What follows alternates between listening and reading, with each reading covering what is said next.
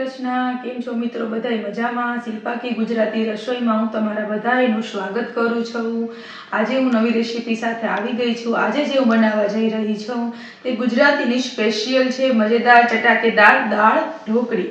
તો દાળ ઢોકળીમાં આપણી બધી સામગ્રી રેડી છે, તો ચાલો તમને એક વખત બતાવી દઉં અને દાળ ઢોકળી શરૂ આપણે કરી દઈએ. ચલો મિત્રો, આપણે દાળ ઢોકળી માટે પહેલાં આપણે આજે દાળ જોશે. તેને તુવેરની દાળને અત્યારે 2-2.5 કલાકથી પલાળી દીધી અને ધોઈ 3-4 પાણીએ પાછી મેં ચોખ્ખું પાણી એડ કરી દીધું. હવે આને આપણે બાફવા મૂકી દઈએ. તમે દાળ ઢોકળી માટે દાળ પલાળીને કરીને એકદમ સરસના દાણા ફૂટી જાય અને આપણી દાળ ઢોકળી વહેલી બની જાય. નહીં તો તમે ગરમ પાણીમાં બનાવો, ગરમ પાણીમાં દાળને ધોઈને કરો તો પણ વહેલી થઈ જાય, પણ મેં આને 2-2.5 કલાક જેટલી પલાળી દીધી છે. હવે આપણે આમાં મીઠું અને આપણે હળદર ઉમેરીશું. હળદર નાખવાથી આપણી દાળ એકદમ સરસ પીળી બનશે. હવે આપણે આમાં 3 સીટી કરી દઈએ એટલે આપણી દાળ કમ્પ્લીટ થઈ જશે. દાળ ઢોકળી આપણે દાળ બાફવા મૂકી દીધી છે. તેમાં જો આપણે અડધો બાઉલ ચણાનો લોટ છે, 1 નાનું બાઉલ ઘઉંનો લોટ છે, બાકી આપણે ટમેટું, મરચું, ધાણા ભાજી, વઘાર માટે જીરું, મીઠો લીમડો, ગરમ મસાલો, આદુ, લીંબુનો રસ, બાકી બધા આપણા મસાલા હળદર, મરચું, નિમક, ખાંડ અને વઘાર માટે તેલ. તો ચાલો હવે આપણે ઢોકળીનો લોટ બાંધી લઈએ.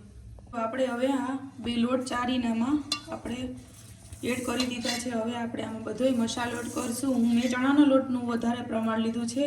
અમુક લોકો ઘરમાં ખવાતો હોય ઘઉંનો લોટ વધારે, તો એ ઘઉંના લોટની વધારે અને ચણાનો લોટ ઓછો નાખીને દાળ ઢોકળી કરે છે. પણ એક વખત ચોક્કસ ચણાનો વધારે અને ઘઉંનો મીડિયમ નાખીને ચોક્કસ ટ્રાય કરજો. દાળ ઢોકળી બહુ એકદમ સરસ ફરસી થાય છે. હવે આપણે આમાં સ્વાદ અનુસાર નિમક એડ કરી દઈએ.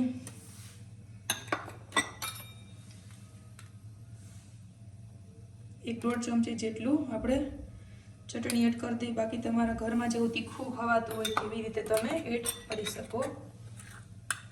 1 ચમચી જેટલી હળદર.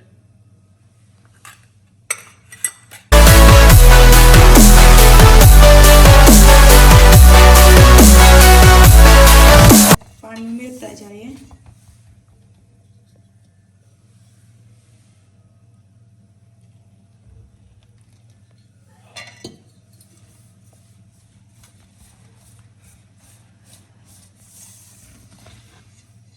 ચાલો આપણો હવે ઢોકળીનો લોટ સરસ એકદમ બંધાઈ ગયો છે. આને 2 થી 3 મિનિટ સુધી રાખી દઈએ, તાતા આપણી દાળ હમણાં બફાઈ જશે.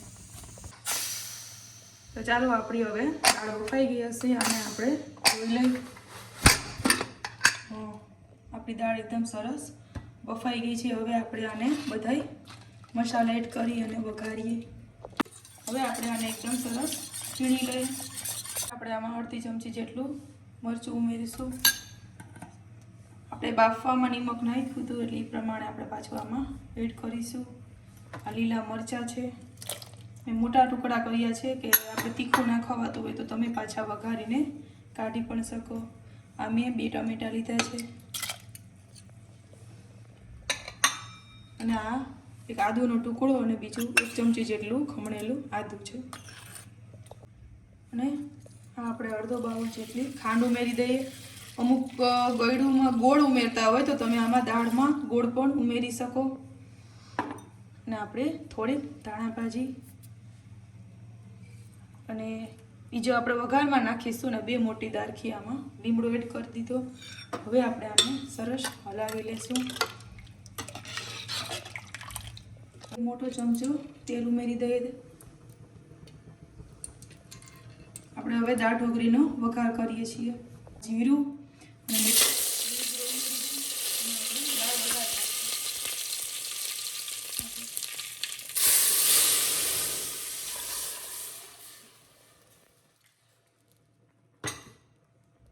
ઢોકળી વણી લઈએ.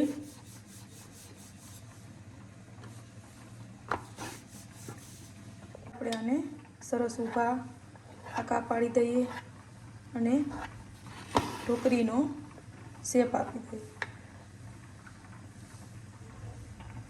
આમાં દાળમાં બધી ઢોકળી ઉમેરી દઈએ. ઢોકળી નાખ્યા પછી આને આપણે 5 થી 6 મિનિટ સુધી ઉકળવા દેવી પડશે.